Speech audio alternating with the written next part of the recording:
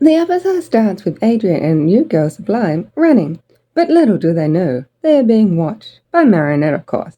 But this time it's not Adrien she's after, it's Sublime. As Sublime is Adrien's friend, Marinette feels that Sublime should be her future friend. But girl, it's okay for your boyfriend to have friends separate from you. You don't have to share everything. We get the rundown on how perfect Sublime is, and Marinette, as just Marinette, thinks she can't compete. Marinette's plan is to be able to help Sublime with a problem and give them a reason to meet. Alia leaves Marinette to make a mess of things, as once Marinette's mind's made up, it can't be changed. Marinette begins following Sublime as soon as she enters the school. In her debut episode, Sublime manages to get more hairstyles than Marinette did for 5 seasons. Sublime shows off her Snow White side as she plays the harp for the local animals. Marinette must have been practicing parkour as she pulls off running along the side of the school's wall. But Sublime is resourceful and can solve her problems on her own. Sublime's on to Marinette and talks to Adrien about it, but he's like, that's just how she acts when she wants to be friends with new people. Sublime's running trial is happening earlier, so she leaves the school. Marinette jumps to the wrong conclusions and decides to keep following Sublime. Somehow she manages to carry a large pot plant above her head. She must have been working out. We meet Sublime polar opposite parents. They do say opposites attract. Is there a thing where bad parents wear red pants? A strange figure joins the stadium to take notes on the trial.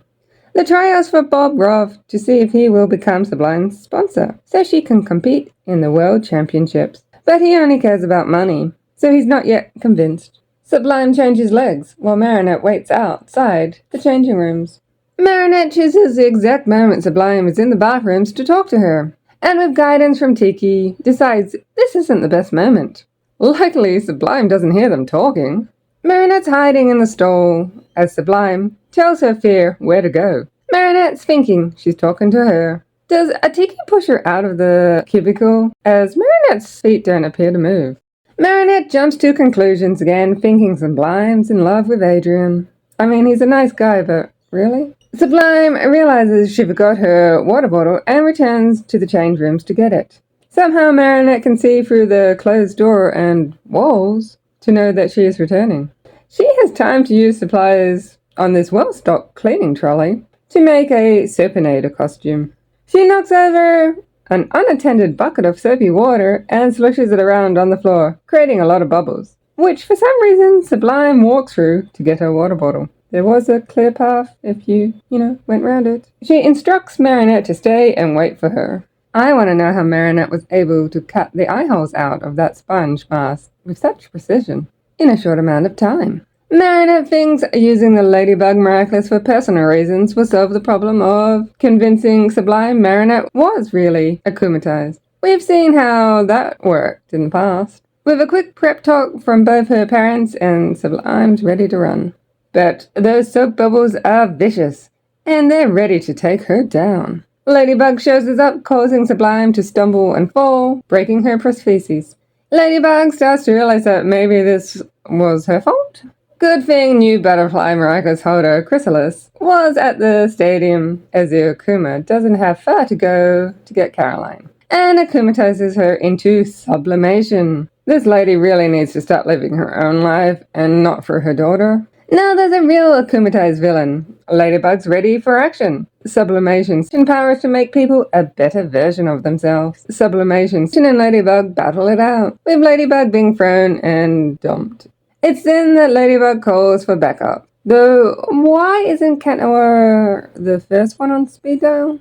With a quick I can't see you, so you can't see me transformation, Cat Noir is ready to help. He hides Bob in a trash bin. More fighting, and Chrysalis now suggests Sublimation seizes Ladybug and Cat Noir's Miraculous.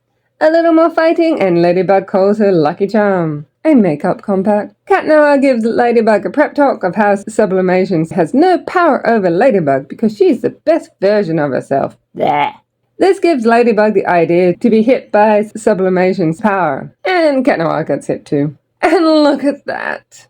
The power doesn't work on them because they are the best versions of themselves. Come on, no one's that perfect. Chrysalis decides it's not over and blows a kiss of death, releasing anti-akumas from the telepathic link. Of course, Cat Noir gets hit because we need to see what happens when you get hit. He just loses his power. Ladybug instantly knows what these are and takes down Sublimation, while Cat Noir sits on the sideline. At least he didn't detransform. Cat Noir gives a quick recap of what Ladybug's powers do, but Ladybug's unsure as Sublimation hasn't done any damage. Are you sure about that? And then she comes to the realization that she is the villain in this story. She gives Sublime her apology and Miraculous Ladybugs. Mysterious figure leaves the stadium. The family decide to go in a different direction and not have Bob Roth as their sponsor. Marinette and Sublime officially meet. End card plays, and I'm not sure I like the way Adrien is looking at Sublime. After the end card, we find out that Mrs. Tsurugi will be Sublime's new sponsor. And damn, she's got a nice office. But as the episode ends, we have to wonder what she's really up to.